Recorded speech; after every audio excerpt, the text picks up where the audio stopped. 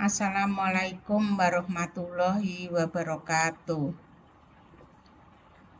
Pada kesempatan ini saya akan sharing tentang mata kuliah akuntansi.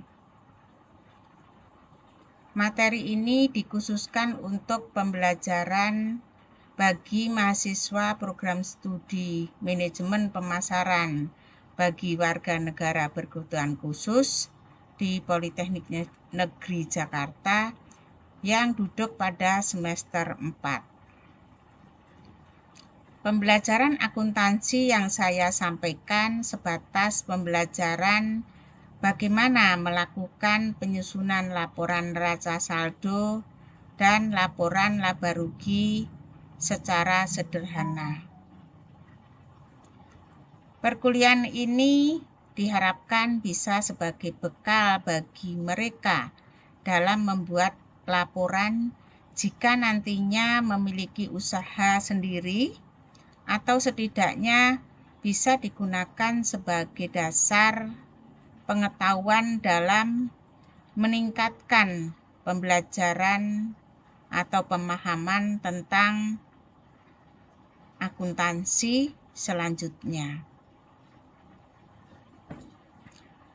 Materi awal pada pertemuan ini membahas pengertian akuntansi, maksud dan tujuan pembelajaran akuntansi, dan ruang lingkup akuntansi. Baiklah, kita mulai pada pengertian akuntansi.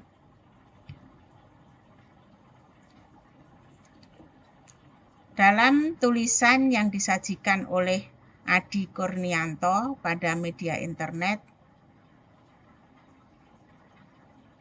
beberapa pendapat para ahli bidang akuntansi mengemukakan bahwa pengertian akuntansi adalah sebagai berikut.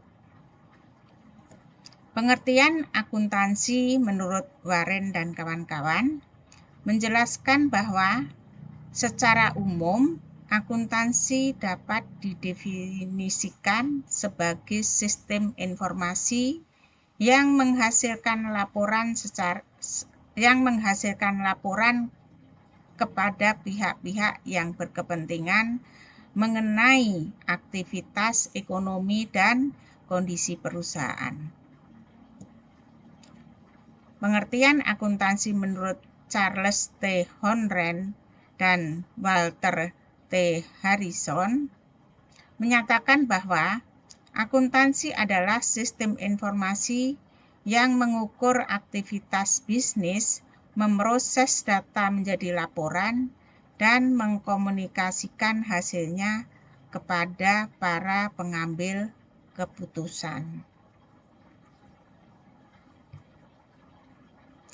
Sedang menurut Hans Kartika Hadi dan kawan-kawan, pengertian akuntansi berdasarkan pendekatan sistem dapat dikatakan bahwa akuntansi adalah suatu sistem informasi keuangan yang bertujuan untuk menghasilkan dan melaporkan informasi yang relevan bagi berbagai pihak yang berkepentingan. Maksud dari sistem informasi keuangan dalam pengertian akuntansi adalah merupakan langkah-langkah yang harus dilalui dalam rangka menghasilkan laporan keuangan. Sedangkan maksud dari menghasilkan dan melaporkan informasi yang relevan adalah laporan keuangan itu sendiri. Maksud dan tujuan pembelajaran akuntansi. Maksud dari pembelajaran akuntansi adalah untuk memberikan pemahaman bagi siapapun yang belajar bahwa setiap kegiatan, baik itu usaha, sosial, pemerintahan, dan lain-lain, yang berhubungan dengan pengelolaan dana serta harta kekayaan lain yang berkaitan dengan kegiatan tersebut, harus dilakukan pencatatan untuk dipertanggungjawabkan secara akuntabel kepada pengguna laporan, yaitu pihak yang membutuhkan atau yang berkepentingan. Selanjutnya, tujuan dari pembelajaran akuntansi adalah untuk memberikan pemahaman bagi siapapun yang belajar agar bisa mempertanggungjawabkan secara akuntabel kepada pengguna laporan atas uang atau dana dan harta kekayaan lainnya yang dikelola oleh suatu entitas atas kegiatan yang dilakukan.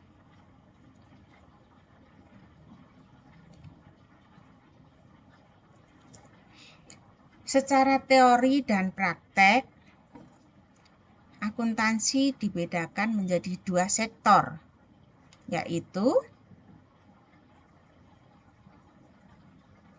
A. Akuntansi sektor mikro, kemudian B. Akuntansi sektor makro. Untuk akuntansi sektor mikro itu ada 2, yaitu akuntansi bisnis dan yang kedua adalah akuntansi organisasi nirlaba atau accounting for non-for-profit organization.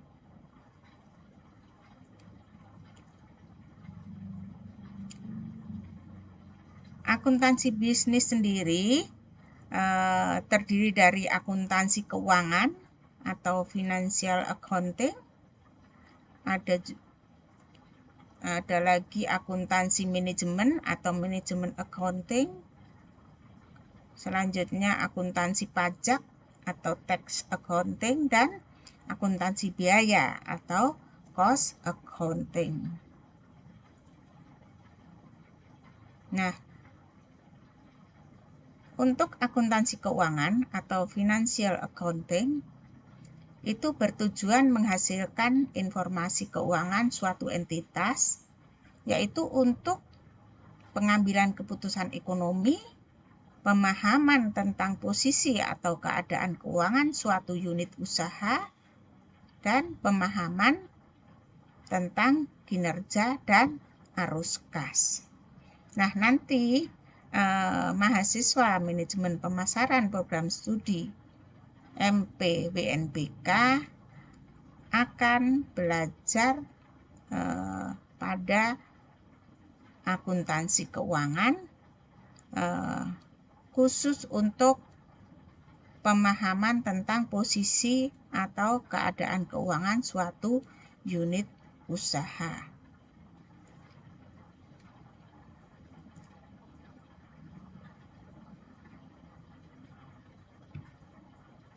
Selanjutnya untuk akuntansi sektor makro. Akuntansi sektor makro terdiri dari akuntansi pemerintahan atau governmental accounting, kemudian akuntansi pendapatan nasional atau national income accounting, dan akuntansi lingkungan atau environmental accounting.